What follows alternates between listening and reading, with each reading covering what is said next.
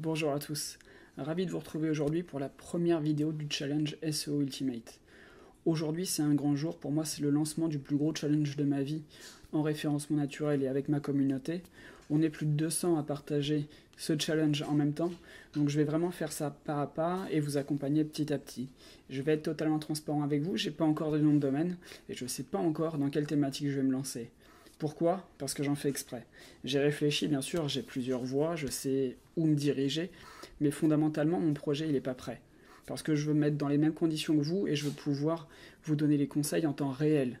Parce que l'objectif, c'est pas d'avoir un plan réalisé 6 mois à l'avance pour vous montrer des chiffres bullshit qui valent rien du tout. Parce que le référencement naturel, comme n'importe quel business de communication, il va falloir que ce soit à l'instant T. Parce que forcément, si vous vous lancez et que je vous montre des tips ou des astuces qui fonctionnaient il y a 6 mois ou un an, ça n'a aucune valeur et il n'y a aucun intérêt pour vous et ça ne va pas vous servir pour vous développer. Alors aujourd'hui, je vous ai préparé une vidéo de lancement. Donc on va voir ensemble, je vais regarder mes petites notes juste en bas, donc si je baisse les yeux, c'est normal, vous inquiétez pas. Donc on va voir ensemble comment trouver une idée pour un business en ligne, comment vérifier si votre idée est bonne et si elle est rentable et monétisable sur Internet.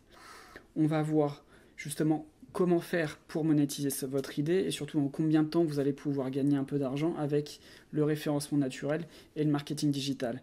Et pour terminer, on verra comment passer à l'action et comment savoir si vous êtes prêt à passer à l'action. Donc pour commencer, si jamais tu n'as pas téléchargé mon e-book, je t'invite à le télécharger parce qu'il parle des personas et les personas, ça va être une des premières étapes une fois qu'on sera passé à l'action. Donc vraiment, télécharge le e-book, il est entièrement gratuit, tu te connectes sur SEO Ultimate et tu cliques juste ici sur télécharger mon e-book gratuit et tu pourras en profiter et le lire quand tu voudras. C'est pas obligatoire que tu le lises dès maintenant, mais ça sera un premier pas vers ma méthodologie et tu pourras voir l'importance des personas sur le marketing. Ils sont très utiles également pour les diverses campagnes, c'est-à-dire les réseaux sociaux, l'emailing, l'acquisition de trafic. Tu vas voir, c'est vraiment très intéressant. Alors, comment trouver une idée de site? Aujourd'hui, c'est assez compliqué et assez simple à la fois. Si tu as une passion, je te conseille de te diriger vers cette passion. Pourquoi? Parce que tu vas forcément avoir plus envie d'écrire sur ta passion et ça va te permettre d'avoir des idées. Et le plus important dans le business, c'est surtout d'avoir des idées. Tu as le droit de te tromper, tu as le droit de ne pas être performant au début, mais si tu n'essayes pas, tu n'y arriveras jamais. Donc la première étape, c'est d'avoir des idées. Admettons que, je sais pas moi, tu sois fan de moto, de jardin, de poterie, de ce que tu veux.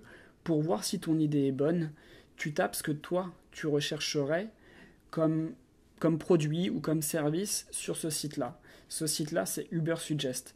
Je vais te donner dans ce challenge des outils gratuits qui vont te permettre de croître en connaissances et qui vont te permettre surtout d'avoir des données statistiques et réelles. Au moment T, encore une fois.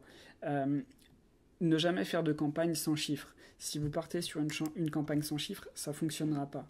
Donc là, je vais vous donner un exemple précis. Je vais partir sur une niche basique que j'aime reprendre parce que j'aime bien cette thématique-là, c'est les chiens. Donc là, par exemple, si jamais je voulais créer moi un e-commerce sur les chiens, je vais taper collier pour chiens et je vais interpréter les chiffres en même temps que vous et avec vous. Cette vidéo-là, elle va être sur mon YouTube privé.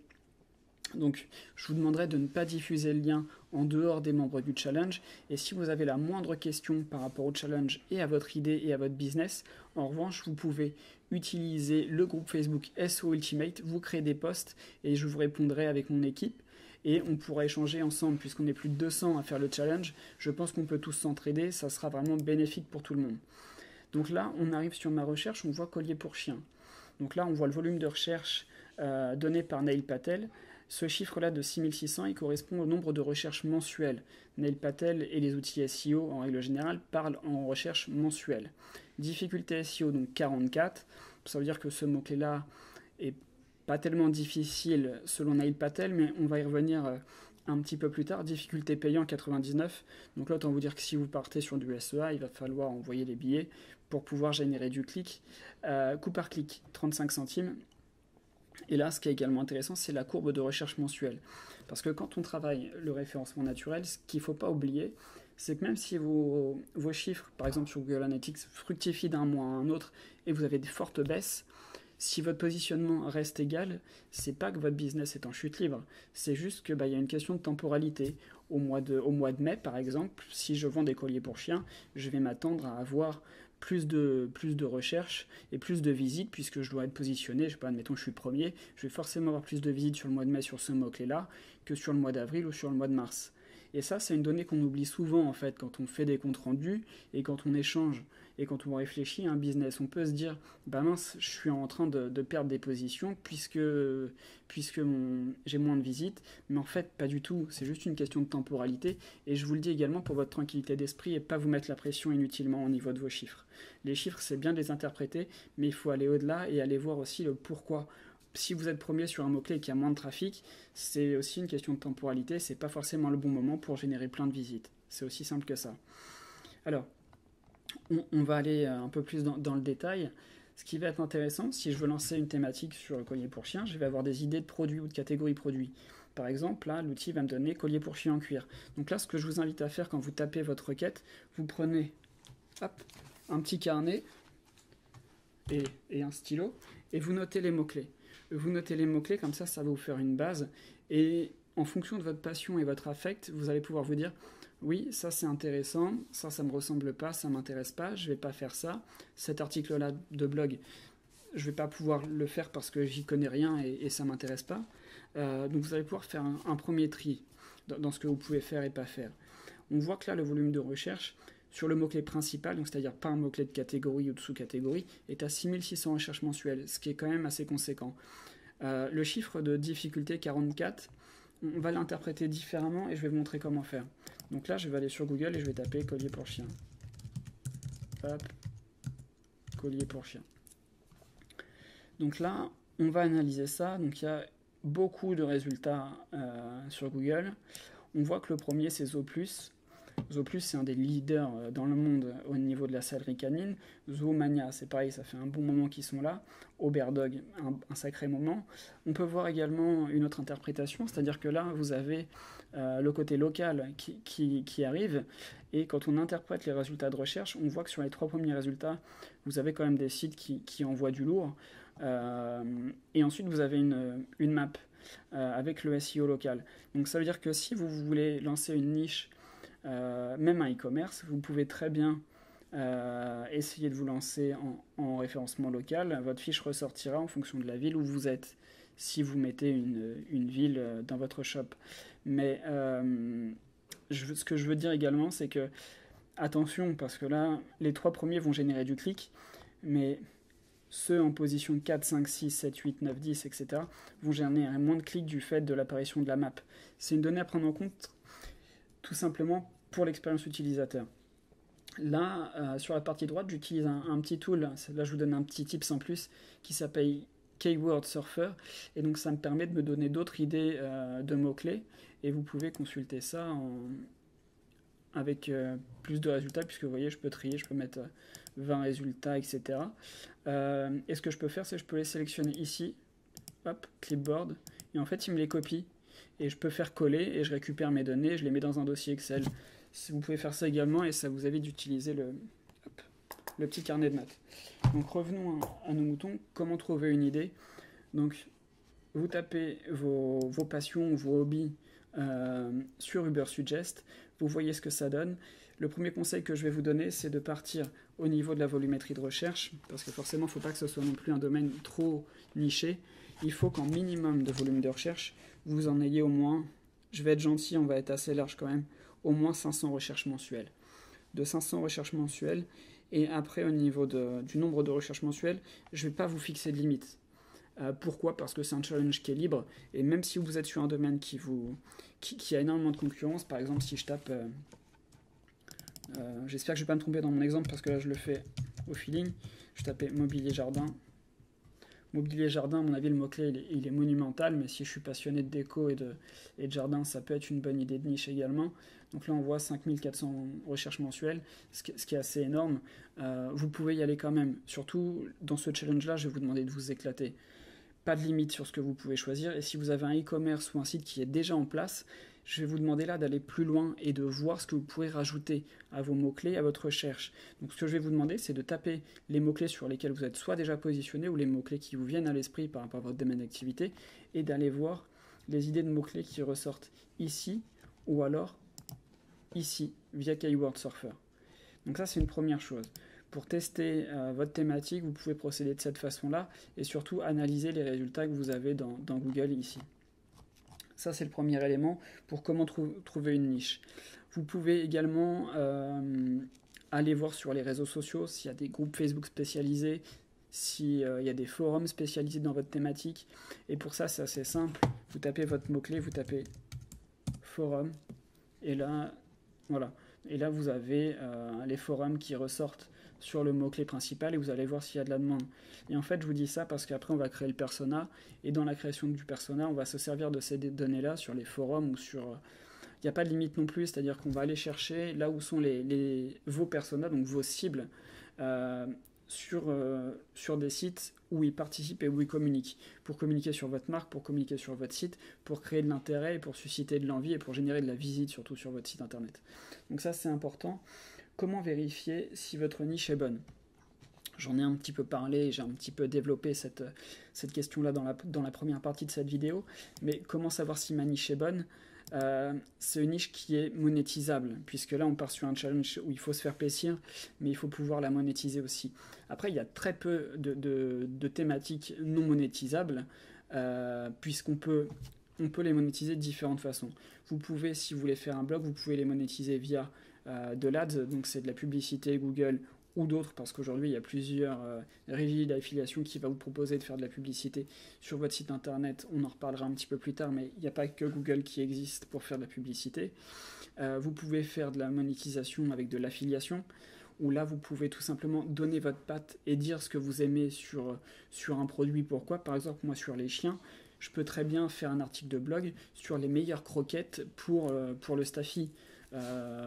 J'ai 4 chiens à la maison. Si vous entendez aboyer un petit peu pendant mes vidéos, c'est pour ça, pas de panique, je suis pas en train de me faire attaquer. J'ai 4 Staffy à la maison et je prends cet exemple-là parce qu'il me parle. Si je veux aller chercher des informations sur cette race-là ou sur les meilleures croquettes à leur donner, je vais taper meilleures croquettes pour Staffy et à coup sûr, si je tape les meilleures croquettes pour Staffy, vous allez voir, je vais tomber sur un blog avec de l'affiliation. Meilleures croquettes pour Staffy. Je le fais en live, hein, j'ai jamais fait cette recherche-là. Comme je vous ai dit, je le fais en même temps que vous. Donc là, Hector Chicken. Hector Chicken, c'est un site qui, une marque de croquettes. Donc là, ça sera pas très réaliste. Mais par contre, monstaffy.fr, c'est un blog. Et donc là, on va pouvoir voir des éléments.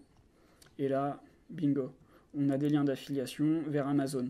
Donc on peut vérifier aussi ça, les liens d'affiliation. En fait, en bas de ma barre de recherche, en bas de ma fenêtre là, on voit, vous voyez, là, il y a le, je sais plus comment ça s'appelle ça d'ailleurs, il y a, j'allais dire le fil d'Ariane, mais il y a l'URL du lien sur lequel on peut cliquer, qui redirige vers ce produit-là. On voit le lien. Donc là, on voit très bien que c'est un code d'affiliation. Et donc, les produits qui sont ici, le blog gagne de l'argent si on clique dessus. Donc là, les meilleurs friandises, etc. Donc peu importe du projet que vous voulez parler, par exemple si vous êtes passionné, je sais pas moi, de musique, vous allez pouvoir envoyer vers des goodies de votre groupe préféré ou du groupe que vous pouvez mettre en avant. Et donc en tapant un mot-clé spécifique avec une intention de recherche d'achat derrière, vous allez pouvoir voir si votre niche est bonne et si votre niche est monétisable. Donc n'hésitez pas surtout à approfondir votre recherche et à aller visiter pour voir un petit peu ce qui se fait sur internet et voir surtout si vous pouvez monétiser votre niche. Si vous avez déjà monétisé votre niche et votre site, si c'est un blog, cette étape-là va pas vous servir à grand chose, mais ça peut toujours vous être bénéfique pour l'avenir. Si vous avez déjà un e-commerce, vous pouvez également monétiser votre blog avec des articles d'affiliation ou rajouter de la publicité uniquement sur votre partie blog, par exemple. C'est une idée. Et pour ça, c'est pareil. Je vous conseillerais de faire une recherche de mots-clés spécifiques avec des mots-clés où il y a un minimum de recherche dessus pour forcément générer un maximum de visites et faire du profit à ce niveau-là. Autre question. Est-ce que mon projet est monétisable? Je viens d'en parler, j'ai répondu à la question 3 en même temps. Comment est-ce que je peux gagner de l'argent sur Internet? Donc là, j'ai parlé de l'argent via un site, mais on va pouvoir également gagner de l'argent si derrière vous allez intervenir sur des chaînes YouTube, par exemple, en tant qu'expert. Je vais reprendre le même exemple des chiens, c'est-à-dire que des fois vous avez des éducateurs qui interviennent sur des chaînes YouTube, ils se font payer pour ça. Vous avez des démonstrations de produits également, donc vous pouvez faire de l'influencing, c'est pas français ce que je dis, mais vous m'aurez compris. Par exemple, vous pouvez tester des produits également.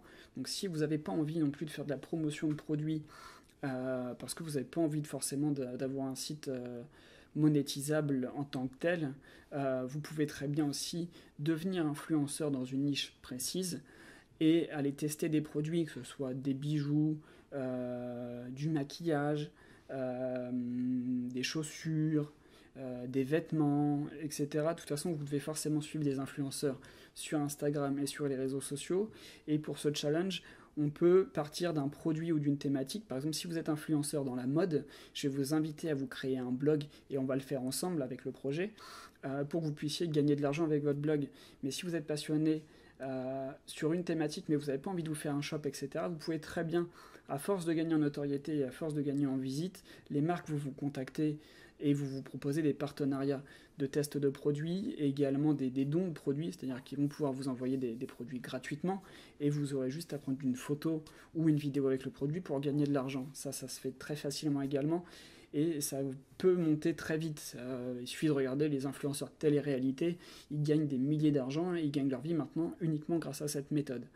Après, c'est pas forcément une méthode très facile parce que ça va vous demander de l'investissement au niveau des réseaux sociaux, qui n'est pas forcément mon domaine, mais dans ces cas-là, je vous conseillerais d'aller sur le groupe de Pablo, Instagram Suprématie, où là, vous trouverez également des éléments de réponse. Moi, je vais vous accompagner au niveau du blog et de l'optimisation et de la création de votre site, surtout, mais ça peut vous donner des idées. Comment passer à l'action? Donc, le dernier volet de cette première vidéo sur SEO Ultimate, comment passer à l'action? C'est assez simple. Il faut le faire. Il faut arrêter de se poser des milliards de questions. Il n'y a pas de mauvaises idées, il n'y a pas de questions bêtes. Si vous avez envie, il faut le faire. Il ne faut pas se dire, est-ce que demain? Non, il n'y a pas de demain. Il n'y a pas de ma voiture elle est en panne. Il n'y a pas de bah tiens, je vais aller manger des chips et je le ferai après. Non, il n'y a pas de bon moment, il n'y a pas de mauvais moment. Il ne faut pas se poser de questions, il faut le faire directement.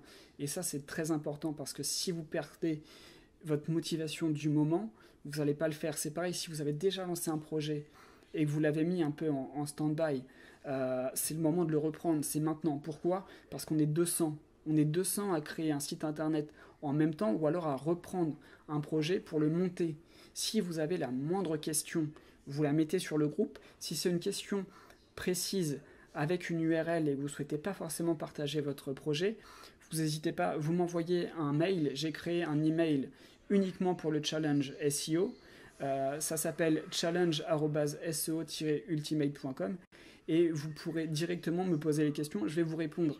Et si jamais votre question peut intéresser du monde, je vais mettre votre question et je vais enlever l'URL du groupe, je vais la reformuler pour que vous puissiez avoir des réponses, mais je vais poster en votre nom. Donc ça va être très puissant. Vous n'hésitez surtout pas, je souhaite qu'on communique un maximum sur le groupe Facebook pour générer de l'entraide. C'est vraiment mon objectif numéro 1 du challenge, c'est avoir une communauté d'entraide pour développer les business en ligne et atteindre l'indépendance financière. J'aime pas ce mot indépendance financière parce que ça veut tout dire et rien dire, mais mon objectif c'est que vous puissiez vous éclater et générer des revenus et commencer à atteindre des objectifs qui soient intéressants pour vous. Je l'ai dit, il n'y a pas de mauvais moment, il n'y a pas de bon moment, il faut juste passer à l'action. Ça, c'est vraiment une règle d'or. Et je voulais terminer cette vidéo en vous remerciant de me suivre dans ce challenge et en vous donnant le programme de la prochaine vidéo qui va arriver dans les prochains jours. La prochaine vidéo, elle va se concentrer sur le choix d'une thématique, donc de la mienne, et du nom de domaine. Donc on parlera des domaines expirés ou non, pourquoi acheter un domaine expiré, ou pourquoi partir d'une base neuve. On parlera de branding, parce que forcément, acheter un nom de domaine ou avoir une marque, c'est le branding qui va derrière, et c'est les questions qu'on peut se poser quand on veut lancer un business en ligne. Et pour ceux qui ont déjà un business en ligne et qui vont vouloir étendre leurs connaissances en termes de nom de domaine expiré, cette vidéo va être très intéressante parce que je vais vous montrer également comment monétiser des domaines. qu'ils soient expirés ou non. Si vous avez des domaines en stock et que vous ne savez pas trop quoi en faire, on en parlera dans la prochaine vidéo. C'était un plaisir de vous avoir, surtout si vous avez la moindre question, vous utilisez le groupe Facebook. Si c'est une question avec une URL ou des petites choses techniques, vous n'hésitez pas, le mail est dans la description de la vidéo. Cette vidéo est privée, c'est-à-dire que vous pouvez y accéder uniquement avec le lien que je vous ai envoyé donc par mail. Donc je vous demande surtout de la garder pour vous et de ne pas la partager. En tout cas, merci beaucoup encore une fois de me suivre et de me faire confiance. J'ai hâte qu'on avance ensemble et j'espère que cette première vidéo vous aura plu. À bientôt.